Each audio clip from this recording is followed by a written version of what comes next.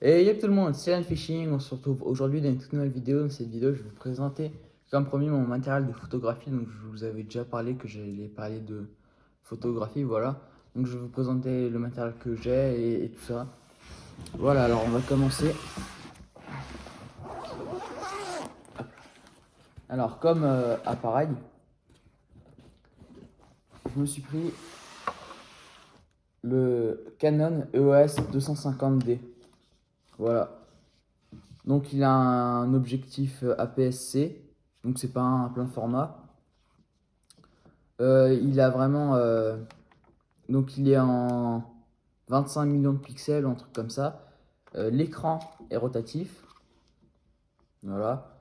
Et dessus vous avez tous les modes disponibles, donc M, MATP, voilà. Il y a un peu de tout. Je trouve qu'il est vraiment super parce qu'il est très polyvalent. Il fait de tout. Tout simplement, il fait vraiment de tout. Donc c'est vraiment sympa de l'avoir. Donc voilà. Évidemment, je vous mettrai tous les produits dans la description. Voilà, donc c'est un réflexe. Et il y a aussi ça, du coup, donc le flash qu'on peut lever. Ensuite, alors on va prendre l'objectif qui va avec. Donc c'est l'objectif Canon qui est fourni avec, hein, donc le fameux 18-55 mm. Voilà. Donc il a l'autofocus bien sûr et le stabiliseur. Donc c'est basique, hein, franchement c'est basique. Au début c'est bien, mais après on est très vite limité. Enfin pour ma part j'ai été très vite limité au bout de quelques semaines. Voilà, donc c'est un peu dommage d'être aussi vite limité, mais bon. Ensuite, ça c'est pas moi, c'est mon voisin qui me l'a prêté, donc pour 2 semaines, donc là j'ai encore une semaine. C'est un objectif, un 35 350 mm de chez Canon. Donc il est ancien, mais il m'a dit qu'il marche toujours super et j'ai pu le tester. J'ai eu cette chance. Voilà, donc évidemment il y a le pare-soleil. Hop là, je vais vous le monter comme ça vous allez voir. Alors par contre ça c'est du lourd, hein. Hop là.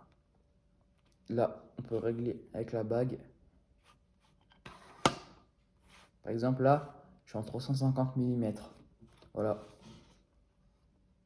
Donc ça, ce qu'il m'a dit, ça coûte, je crois, 5000 € par là autour, ou peut-être un peu moins. Voilà. Donc c'est vraiment un matos de super qualité.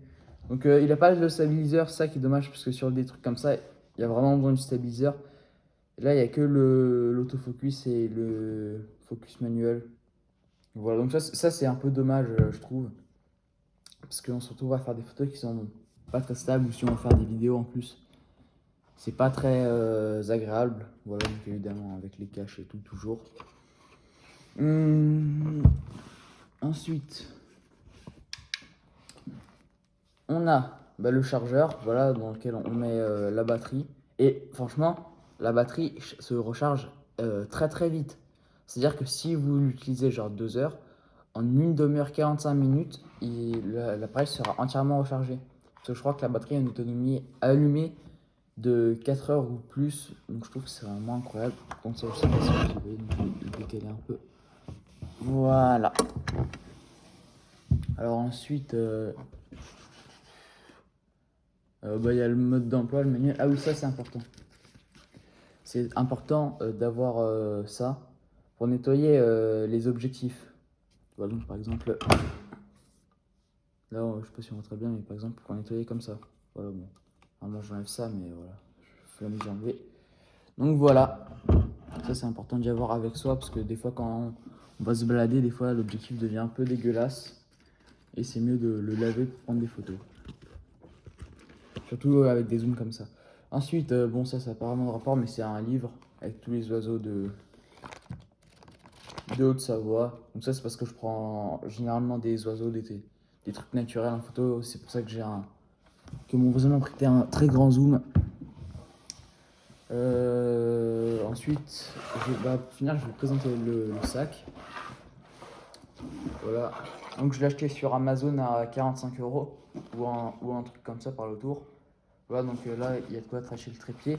Sur le dos, il est très agréable. Franchement, c'est top à ce niveau-là. Dedans, ça, vous pouvez tout changer comme vous voulez. Donc ça, déjà, il me semble que c'est pas mal. Ça, vous pouvez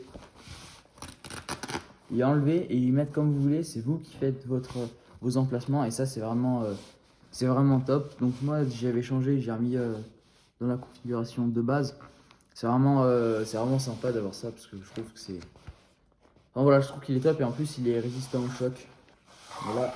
Et aussi, vous avez une prise intégrée. Donc, par exemple, là, vous branchez, ou là, comme vous voulez, vous branchez une batterie externe. Là, vous branchez votre téléphone et ça va recharger. Et ça, c'est vraiment sympa.